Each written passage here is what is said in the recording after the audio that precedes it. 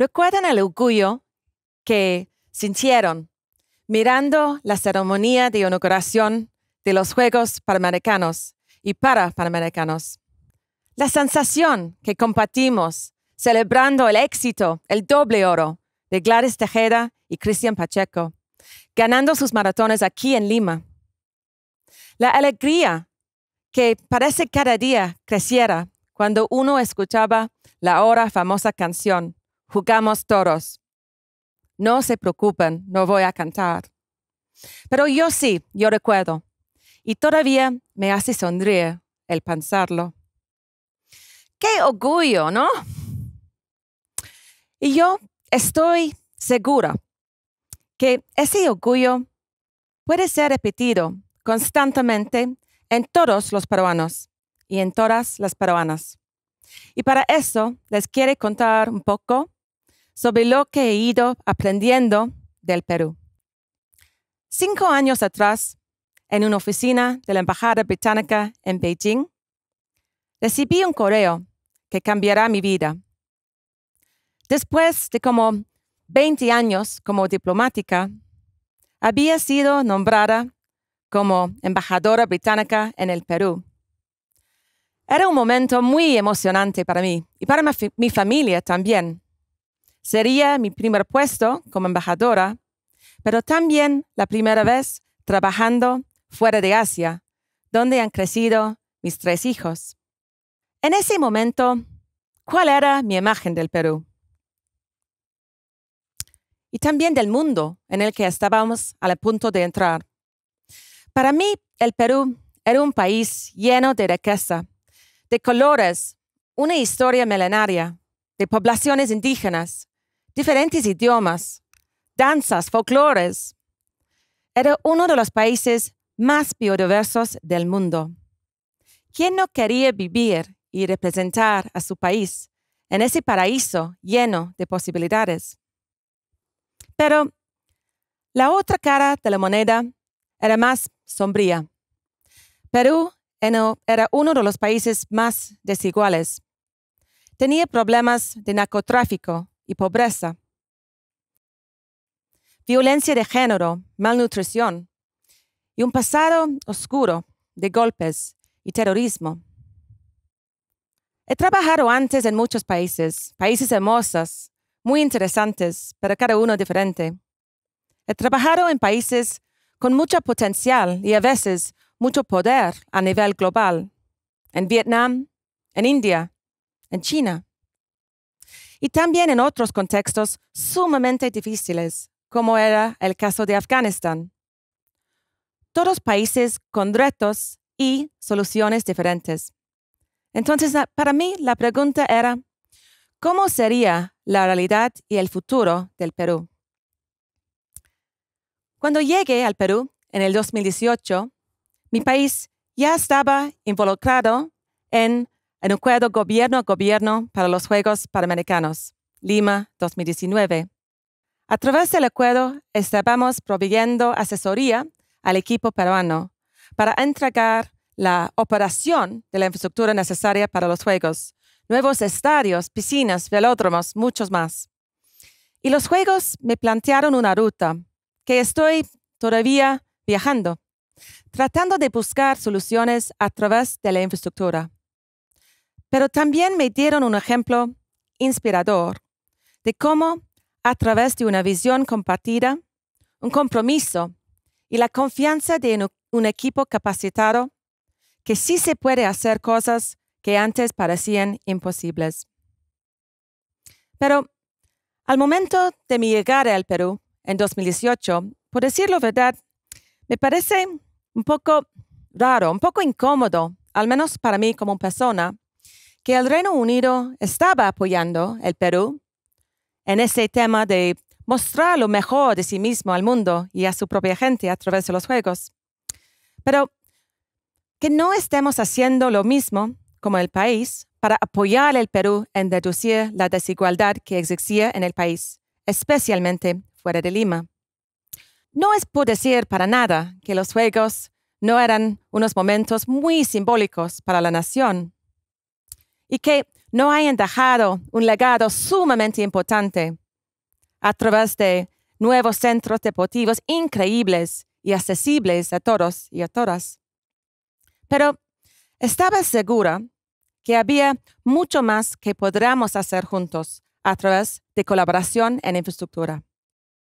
Porque independientemente del país, o sea, Vietnam, China, India, Perú, cualquier país, la falta de infraestructura es una gran parte del problema del desarrollo inclusivo. Y en Perú, la brecha de infraestructura era enorme. Más de $4,000 millones, y eso únicamente en infraestructura básica. Y me pregunté, ¿cómo puede existir una brecha tan grande en un país de ingresos medianos altos? Para mí, había algo poco ético en esa situación, algo muy incómodo. Y también generaba conflictos sociales y tensiones, dado que otros grupos parecen que tenían tanto. Pero para entender cómo un país pueda jugar un rol, primeramente debía entender cuál era la razón o cuáles son las razones detrás de esa brecha que estaba dejando a tantos peruanos sin oportunidades, sin esperanza. Y encontré 3 o 4 quizás de ellos. Primero, a diferencia de los juegos, no había confianza entre diferentes actores y sobre todo entre el sector público y el sector privado. Nadie quería involucrarse. Nadie quería tomar una decisión ni firmar contratos. Y eso en gran parte debido a una historia ya muy bien conocida de corrupción y escándalos en el sector de la construcción. Segundo, no todo era culpa de la corrupción. Tampoco el marco legal de contrataciones en el Perú ayudaba a la gestión efectiva de proyectos complejos. Bajo la ley, el monitoreo de proyectos se enfocaba más en los costos que en el valor agregado, el valor entregado desde un proyecto.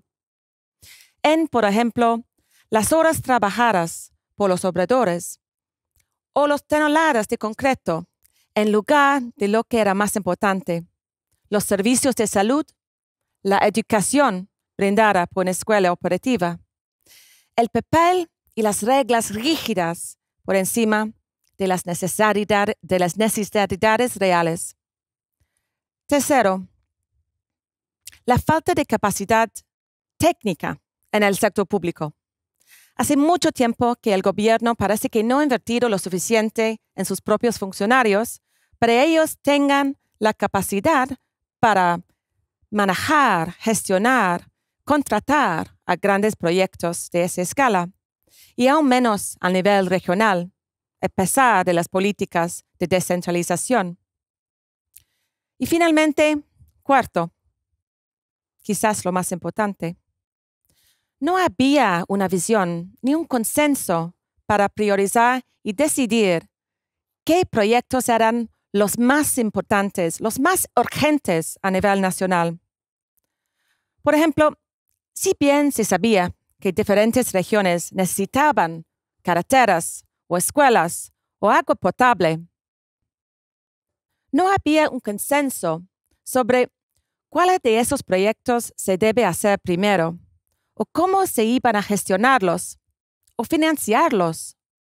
Pero dentro de esos retos, y son retos bastante grandes, había al menos una buena noticia. El Perú sí tenía fondos públicos que podía invertir. Solo se necesitaba articular una visión, lograr la voluntad pública y política y construir la capacidad para hacerlo. Manos a la obra. Yo tenía ya bastante claro lo que debíamos hacer como el Reino Unido. Primero, apoyar un consenso y una capacidad al nivel del sistema. Del sistema porque eso permitiera identificar los proyectos más urgentes e importantes, planificar y cumplirlos. Y segundo, brinda apoyo respecto a algunos proyectos específicos, algunos proyectos concretos, para que se pueda concretizar la transferencia de conocimiento dentro del propio proyecto. Entonces, al nivel del sistema, fue poco después de mi llegada al Perú que conversamos con el gobierno y decidimos trabajar juntos para compartir experiencias y apoyar al Perú con el primer Plan Nacional de Infraestructura. También brindamos entrenamiento en el uso de modelos de planificación y manejo de proyectos usados en el Reino Unido sobre contratos diferentes. Y en términos de proyectos específicos, para mí, la opción de la reconstrucción del norte fue obvia. Complejo, urgente, retrasado y con el potencial para beneficiar y proteger a miles de personas. En el 2017, las regiones del norte del país de Perú habían sido azotadas por los efectos del Niño costero. Lluvias intensas, inundaciones terribles, destruyeron viviendas, escuelas, pistas. Casi 1 millón de personas habían sido afectados. Miles de personas perdieron sus hogares y su sustento económico. Miles de familias perdieron sus hogares, pero también decenas de personas fallecieron como resultado del desastre. Niños perdieron su educación y muchos más el acceso a servicios de salud. Pero quizás lo peor de todo eso es que el impacto pudo haber sido prevenido. Perú es uno de los países más vulnerables al cambio climático y los expertos sabían ya hace muchos años que inundaciones de ese tamaño iban a llegar e iban a destruir las vidas de tantas personas. Pero no se hizo nada. Y, a pesar de que los daños del Niño habían ocurrido en el 2017, no se veía progreso. El tiempo pasaba. Más gente seguía sin acceso a la salud, sin educación, sin confianza en su gobierno y sin esperanza. Y no fue, creo, hasta el fin de 2019 que hizo una convocatoria pública para manejar la reconstrucción bajo otro acuerdo gobierno a gobierno. Y en junio de 2020, después de un concurso competitivo, se le adjudicó el acuerdo al Reino Unido. ¿Cómo funciona el acuerdo? Hoy por hoy, un equipo de casi, creo que es como 130 británicos están trabajando junto con la Autoridad de Reconstrucción con Cambios para reconstruir 74 colegios, 15 hospitales y lanzar nuevos proyectos para la mitigación de futuras inundaciones. Algunos de tipo bien tradicional, como diques, pero otros proyectos muy innovadores, como la forestación de más de 50,000 hectáreas de bosques de tierra para mejorar el manejo de agua y reducir la erosión del suelo. ¿Y cómo fue el caso con los panamericanos? Los británicos no están construyendo las obras, pero sí asesorando, compartiendo experiencias y buenas prácticas a través del proyecto, aumentando la capacidad del equipo peruano y asegurando que el proceso de contratación sea transparente. Y con el uso de contratos más ágiles, más flexibles, que priorizan resultados en vez de especificar desde el principio una manera exacta para cumplir un proyecto. Resultados, valor.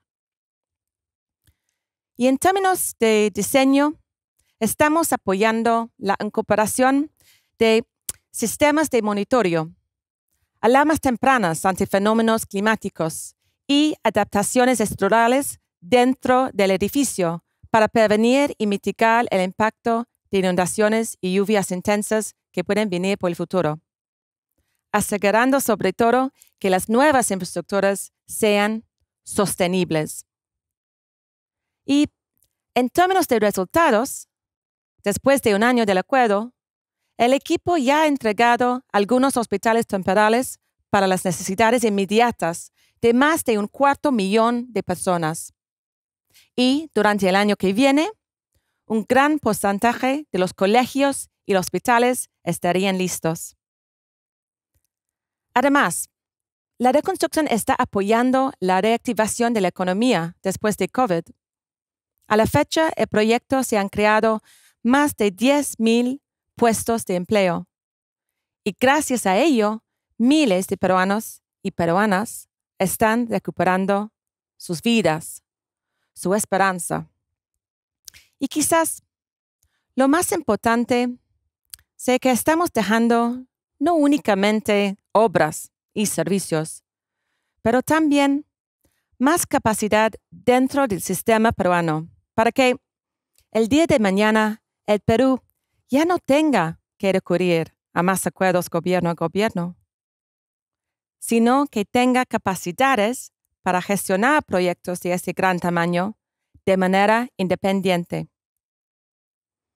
Cuando miro hacia atrás lo logrado, me parece que sí era posible entregar lo que el Comité Olímpico llamó los mejores panamericanos en la historia, y sí podemos cumplir ese proyecto tan complejo de la reconstrucción con cambios. ¿Por qué es tan difícil que el proyecto para construir un mejor Perú no salga adelante con más rapidez? Creo que la respuesta se basa en la falta de consenso y la falta de confianza al nivel del país.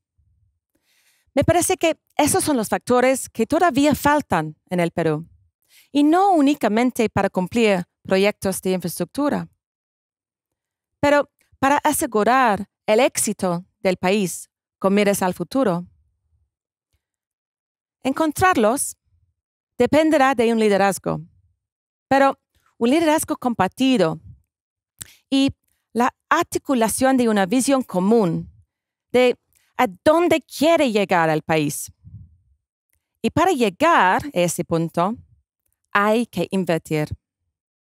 Hay que invertir en los recursos más valiosos, es decir, la gente.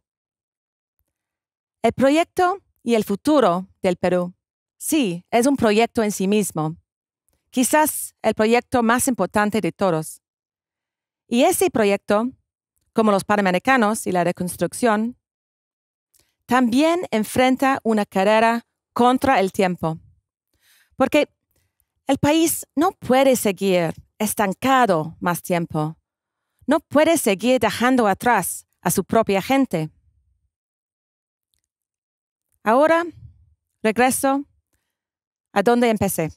Al momento muy emocionante para mí, cuando recibí ese correo que me designaba como embajadora británica en Perú. Y pensaba en un país lleno de contrastes, de retos sí, pero también de oportunidades. Creo firmemente que las soluciones están al alcance de los peruanos y las peruanas, y que cada uno, cada una puede hacer su propia diferencia.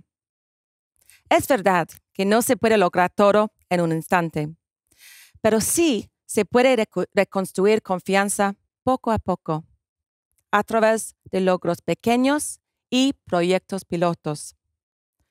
Y si tan solo generamos más consenso, más confianza, podemos asegurar que los colores, las riquezas de Perú continúen brillando y que brillen cada vez más. Entonces, trabajando juntos, con compromiso, Estoy segura que podemos levantar el telón para ver una fantástica ceremonia de inauguración y el comienzo de la reconstrucción con cambios de esa gran nación. El futuro del Perú está en sus manos. Solo falta que háganlo la realidad que quieran.